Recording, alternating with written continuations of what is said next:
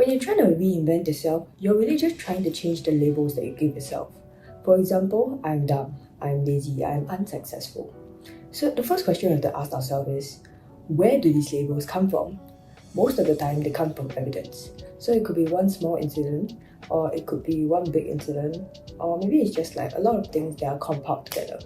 Maybe you call yourself lazy because every time you ask yourself to do something, you don't actually do it. Maybe you call yourself dumb because you didn't have good grades in school, or you were slow at learning, or you couldn't really get things that other people could.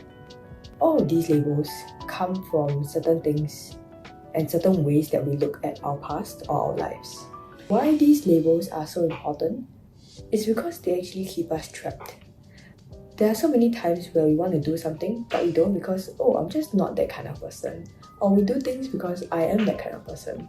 Like, oh, I'm lying in bed, it's like 5 hours of scrolling YouTube, and I'm like, I realize this, but I'm like, you know what? I'm a lazy person, I'm a YouTube addict. So you just continue anyway.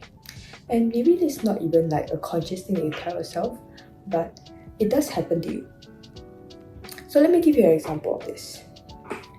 When I was really young, I went for art lessons, and when I went for competitions, I didn't actually win much. And because of that, I just told myself that I'm not a creative person. And when I went to secondary school, I joined my school's media club, and I was actually one of the best in the batch. But because my club wasn't very good on a national level, I just considered myself as like, oh, I'm just not a creative person still, because I still didn't win any accomplishments, right? But I did not acknowledge the fact that even after all these years, I still came back to creative pursuits. I still write notes, I still yap about philosophy, and I still enjoy taking photos of the mundane things in life. So when we look back at our lives, there's actually a lot of evidence that we don't pick up. There's a lot of things that we don't acknowledge. And you see how I changed my story from a negative one to a positive one? I talked about how I've always been drawn to creativity and I've always come back to creativity. And for you in your life, you probably have experienced that too. So really look back at your past and see what are the evidences that will actually help you in creating a label that's actually good for you. Show yourself that you are not lazy, show yourself that you are not dumb, show yourself that you are capable. Give yourself evidence and tell yourself stories that align with this. Even if it's like you wanted to reach the highest level in the game and you did it. Even if it was just improving by 1 mark or 1 grade. These small achievements are still achievements, and acknowledging it can allow you to feel like, oh, I'm capable, I'm a winner, right? And reminding yourself of how far you've come will allow you to keep going further, and that's why it's important. You have to feel like a winner, as I said.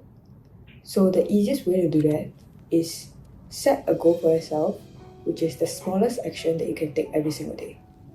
And when I talk about every single day, it's really every single day. On the days where you're tired, on the days where you're sad, on the days where you are mad at life and yourself because you're not where you want to be. Changing yourself is a really hard process because you know that you are not the person that you want to be. And you're going to feel a lot of negative emotions throughout the process.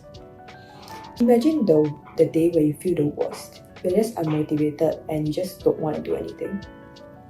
Think about the one small action that you can take even on those days. And for me, that was just writing 100 words. Because it's kind of like just texting. I'm kind of like just yapping to my friends, which is something that I'm really used to and something that I really enjoy. So it was something that on the worst day that I ever had, as I just described, unmotivated, literally burnt out, so tired after like a long day. It was like 11 p.m. I was at my bed and I was like, you know what? 100 words doesn't seem like a lot. And I wrote it. And I didn't believe that I would actually write it because I've never actually been so consistent in taking actions that I want to take. So after that one time where I realized, oh, I actually did this on like such a horrible day, then on every other day, I was like, oh, then it's going to be easy. Because if I can do it on the hardest day, I can do it on every other day that is not really, really hard, right? So find the easiest step that you can take every single day. So that is how you create an identity that you are a winner, that you are like working towards your goals, that you are making progress. And if you want to make reinventing yourself absolutely effortless, this is the one tip you need to follow, is to find your tribe. I'm not just talking about your social circle, I'm also talking about what you're seeing on your phone, what you're seeing online. I'm also talking about what you're seeing physically in your room. So let's talk about your social circle first. This is possibly the hardest because you're probably limited by who you can know, right? But you don't need to find someone who's heading towards the same goals, and you don't need to find someone who you want to be like. All you need to do is find someone who can actually help you in achieving your goals. And usually this is just someone who can keep you accountable, is patient with you, and is able to motivate you or encourage you in some way. So for me, when I was trying to change myself to be like a kinder person, the type of people that I looked for is not the confident, like angelic Samaritans. I actually look for like the quiet, calm people, because they actually taught me to accept myself. It gave me time to process my emotions, and it really allowed me to heal from the past traumas that I had to heal from in order to be a better person, in order to be a kinder person, in order to be a gentler person. So who are the people you need in your life to help you become the person you want to be? And not necessarily people who are similar to you. Literally right now, the person who's keeping me accountable, he does nothing remotely similar to me. He literally makes music. But the common thing is, we keep each other accountable in creating every single day, and we keep each other going in like optimism and encouraging each other along the way. And it's just nice to know that someone is also on the same journey. Okay, next thing, let's talk about online. So, a lot of us use social media. If you're watching this, you probably use YouTube a lot. And you need to really think about the content that you're watching and whether it's actually helping you towards your goals. So for me, watching like 2 or 3 cinematic videos does the trick for me, and I'm like, oh, suddenly I'm motivated and I want to do work. But in contrast, when I watch gaming videos, I go on a long binge and I go on a mindless binge, and I just forget the time, and then I feel lethargic and I don't actually want to do any work anymore. So think about what kind of content helps you become the person you want to be. Is it Alpha Sigma, like grind set mindset, is it motivational quotes? Is it guys who are like at the gym? Is it successful like girls, guys who are showing their lifestyle? Content should be something that's helping you become the person you want to be, rather than keeping you the person that you are right now. And the last thing is your physical environment. This is probably the most intuitive and simple one.